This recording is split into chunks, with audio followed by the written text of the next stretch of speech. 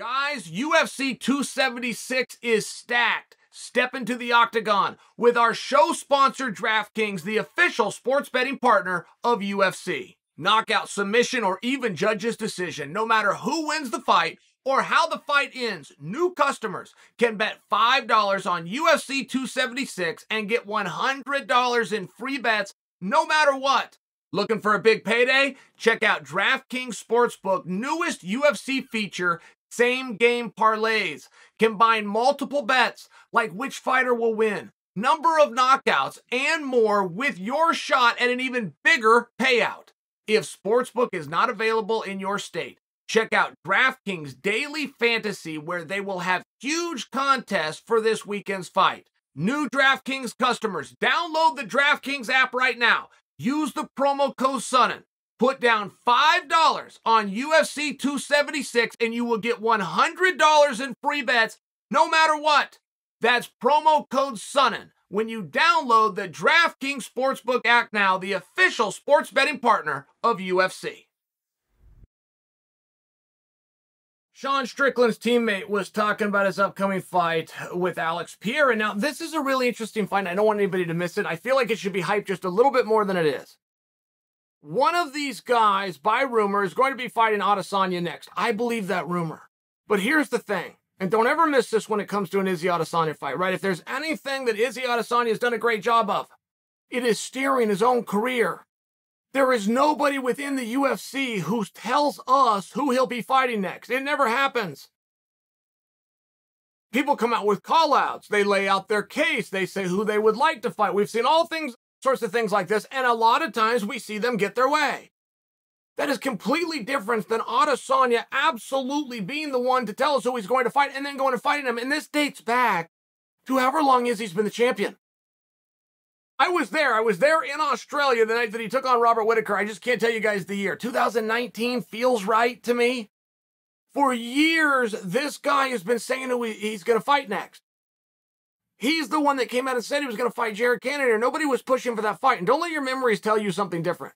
Don't let your memories come to a conclusion that Jared did everything right and Jared beat everybody in front of him and Jared didn't do any of his talking through Twitter. He went down there and kept his nose to the ground. Don't be some prick that does that, and I know there's plenty of you that do, but you're rewriting history.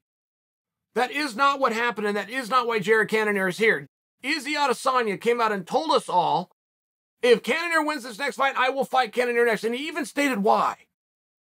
He said he got sat at an event next to Cannonier, who at the time was a total stranger to him. Izzy comes to his seat and sees, oh, great, I'm next to this guy. Next to a fellow 85-pounder who wants what I got. This is going to be a long and drawn-out night. So he goes to his spot to take in the show, and it turns out Cannonier turns to him, introduces himself, and is a hell of a guy. I think that's a very fascinating story. This was the opposite of a call-out, and Adesanya left that evening. What would have they been together, 3-4 hours at an event? Adesanya left that evening and said, I really like him. And if he ever gets himself to a position where I have the final word, I'm giving him the shot. I really like that guy. It's an interesting story. It's the opposite of promotion. There's a reason that that story has been buried. There's a reason that nobody's talking about that story. The other side of the coin, for those of you purists out there who think that Jared got this spot by doing everything right and not calling anyone out and just being a hard-working, you're telling the story wrong. That isn't what happened. And I do think that it's meaningful because if you make it to one of these positions, you make it to the main event of a world title fight, okay, whatever comes next is going to be something massive for you unless you've totally played your cards wrong. And you guys out there that think you're wonderful matchmakers, if I ask you who's Adesanya you're going to fight next, you're going to jump right up and you're going to have an answer and you're going to tell me everything that he's done and the reason that they should be matched up. But if I put the gun on you and I go, okay, well, tell me if he loses, who do you put him with? All of a sudden, your mouths go quiet. All of a sudden, you're not so creative. And if I ask you if Cannonier wins, who should his first defense be? You're all going to have all these answers, and you're going to come. But if I ask you if Cannonier loses, who are you going to put him with? All of a sudden, you're not the great matchmaker that you thought you were. And it's a very precarious position because one guy that we don't have to wonder, when we go home on Saturday night, by the time they clean that octagon up, the final press conference get done, and everybody takes the bus and pulls out of the Apex, pulls out at T-Mobile, we're going to know who Adesanya's fighting because he's going to tell us. it appears that he's going to call out the winner of Pierre versus Strickland. Now, Adesanya would love to fight Pierre.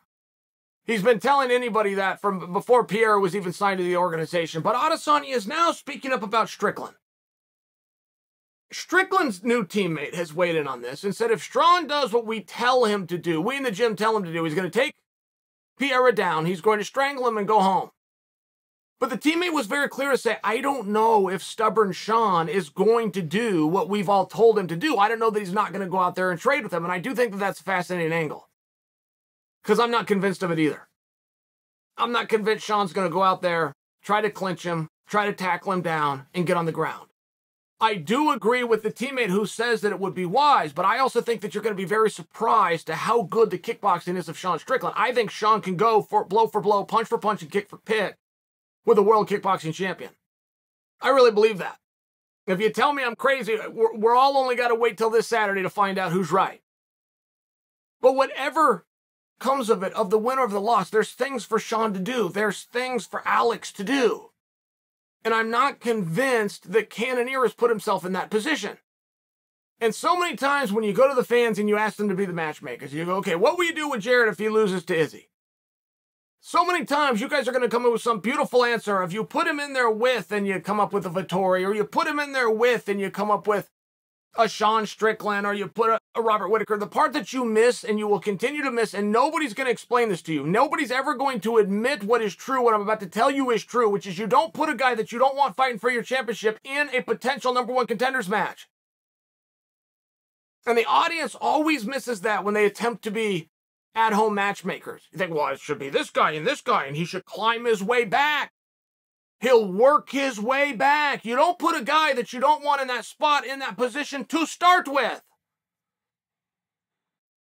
And it does worry me for Jared Cannonier. It does. I do think that there's an opportunity there where he was missed. And in full disclosure, I had the same experience with Jared Cannonier that Adesanya did, which is I met him, and he was great. And I don't ever hear myself over here saying good things about Jared. I want to, though. I don't ever put him down. I don't ever say anything against Jared. But I also do recognize, too, that I don't say things to build him up. And I wish that I did.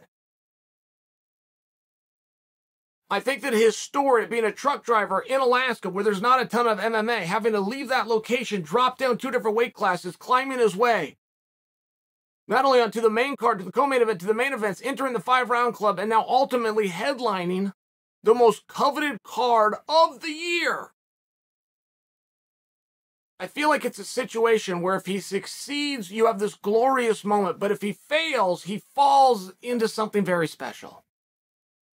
And if I was to go over International Fight Week, and I was to go historically over the headliners, and I didn't look at the winners, I didn't look at the champions, if I was to do a historical breakdown for you of the losers of the main event on International Fight Week, there's some of your biggest stars. They're some of your most sought-after competitors by you, the audience.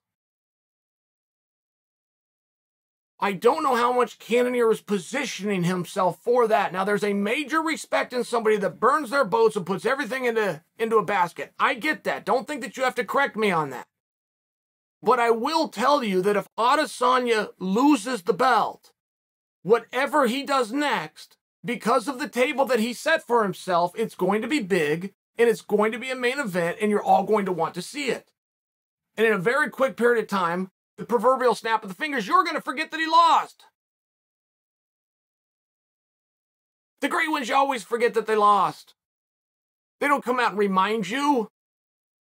They don't come and talk about what could have happened or how training was or, oh, I didn't feel good, but I hit it from everybody, including the commission. They don't do that. They move right on to the next guy. Like it never happened. They blow right on past it, and they start building something else for themselves. And it wouldn't kill me if we were in a fatal 4-way, if you will. I would love the breakdown. Adesanya versus Cannonier, put in a bracketed format. Pierre versus Strickland. The winners fight each other, but the silver medalists fight each other. I would like to see something like that. But these things don't happen, and within this sport, we never play one of these brackets all the way till third. We never play it all the way till third, even though every other sport does. And the reason we don't do it is the guys don't call for it. They only plan for what's going to happen if I win. It's a very nice theory. It's a good thing to tell your 9-year-old child as you're trying to build his competitive outlook. It's a very nice thing to tell that, oh, we win and we win at all costs. It's a very nice thing to say, but then you don't teach somebody how to get up and how to move forward. You go get the best that you can get. You're in a bracketed format and you lose, you come back and you do the best that you can get. I would love to see the winner of Cannonier and Izzy advance against the winner of Strickland and Piera. But just food for thought. I would love to see both of the guys who lose those matches also get matched up. Have you ever thought of that?